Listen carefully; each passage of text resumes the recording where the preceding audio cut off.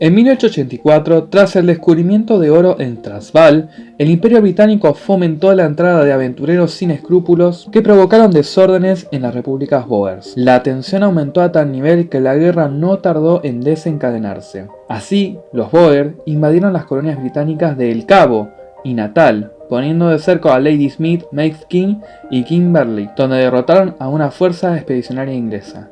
La ofensiva británica fue detenida en Colenso, donde unos pocos miles de bóer, casi sin artillería, diezmaron a una columna de 80.000 ingleses.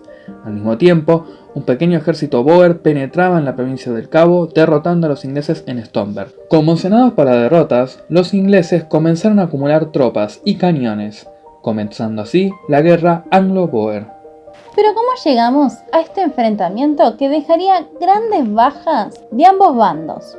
Pues les damos la bienvenida a Voces de la Historia. En este video explicaremos cómo se dio el imperialismo en África, proyectos y resistencias. Comencemos. Antes de la llegada de los europeos, el continente africano estaba constituido por entidades diversas, algunas con un alto nivel de desarrollo. No había fronteras definidas. El nomadismo, los intensos movimientos de población, la existencia de importantes rutas comerciales y la consiguiente mezcla entre grupos eran componentes importantes. En general, las fronteras políticas no coincidían con las étnicas. Entre los imperios anteriores a la colonización, resaltaban los de África Occidental: Ghana, Mali, Kanem-Bornu y Zimbabue. El contacto y la penetración del Islam a partir del año 1000 aproximadamente tuvo fuerte arraigo en la zona oriental y occidental de África. La trama de relaciones sociopolítica era muy diversa, desde reinos con monarquías centralizadas altamente desarrollados hasta bandas simples con instituciones económicas rudimentarias. La mayoría de los pueblos africanos vivían en sociedades que se encontraban en algún punto en el continuum de estos dos extremos. Todas ellas compartían formas organizativas basadas en vínculos de linaje, tanto patrilineales como matrilineales. La mayoría dependía de agricultura y de los intercambios.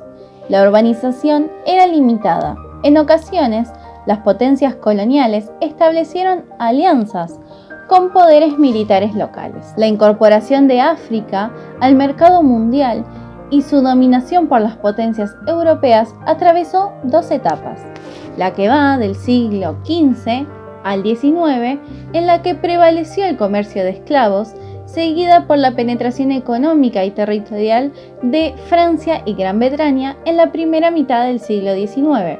En segundo lugar, el periodo de acelerada colonización a partir de la Conferencia de Berlín de 1884. Los europeos llegaron a las costas africanas en el siglo XV, buscando el camino hacia las especias. Pero para finales del siglo XIX se dio el conocido proceso llamado como reparto o repartición de África. Fue un proceso de invasión, división territorial, colonización, anexión de territorios africanos durante el periodo del nuevo imperialismo, entre la década de 1880 y el comienzo de la Primera Guerra Mundial, que involucró a Francia, Alemania, Reino Unido, Italia, Portugal, Bélgica y en menor medida España, justificada en distintos reclamos de estos países. A partir de 1870, las invasiones se multiplicaron y las potencias europeas se lanzaron a una intensa carrera de conquista y colonización de territorios. Los británicos, por su parte, deseaban establecer un imperio de norte a sur, vertebrado por el ferrocarril que uniera El Cairo y El Cabo, dominando a su vez la fachada oriental del continente, con vistas a controlar el Océano Índico. Gran Bretaña obtuvo territorios muy ricos en minerales, oro y diamantes, así como de gran valor estratégico, como el Canal de Suez, por lo que controlaban el paso entre el Mediterráneo y el Mar Rojo hacia el Océano Índico. Esto incentivó la intención de desarrollar adelante este proyecto que se vio inacabado, hablando de la construcción de un tren que conectaría los territorios ingleses de norte a sur. Del dominio africano, de sur a norte, fue conocido como el Imperio Vertical, en contraposición al Imperio Horizontal que perseguía Francia. También pretendía atravesar toda África, aunque en su caso desde el Océano Atlántico hasta el Océano Índico.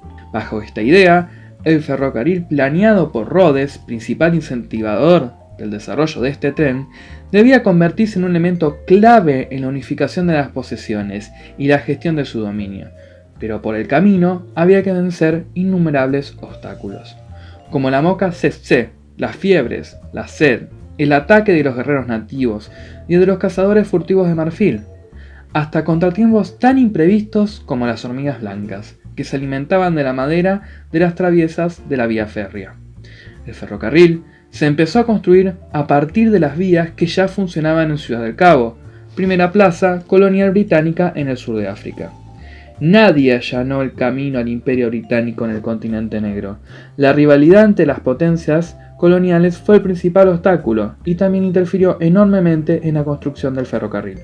Por su parte, los franceses pretendían levantar, como bien dijimos, un imperio de este a oeste en el continente africano.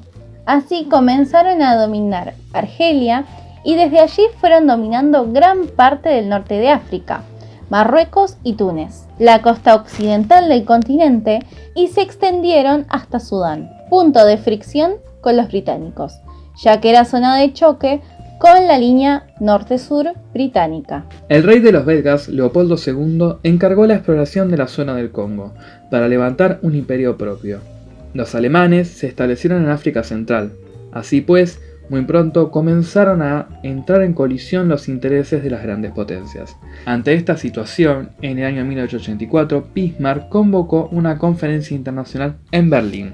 En la conferencia se tomaron una serie de decisiones sobre la colonización de África, garantía de libre navegación por los ríos Níger y Congo, establecimiento de unos principios para ocupar el territorio por parte de las metrópolis basados en el dominio efectivo, con notificación diplomática al resto de las potencias del establecimiento de la nueva colonia. Pero la conferencia no terminó con los enfrentamientos entre las potencias coloniales.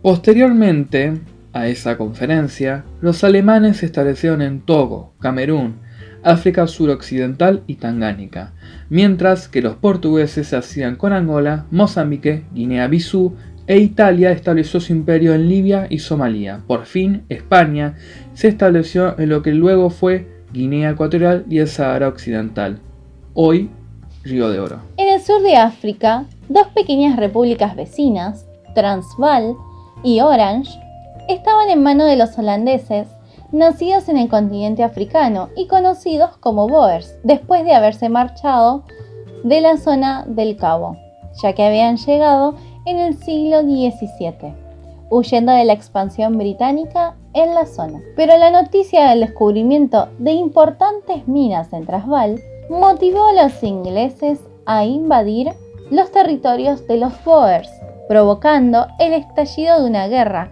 que duró 3 años, con un alto costo de vidas humanas. Al final, estos territorios fueron anexionados al Imperio Británico.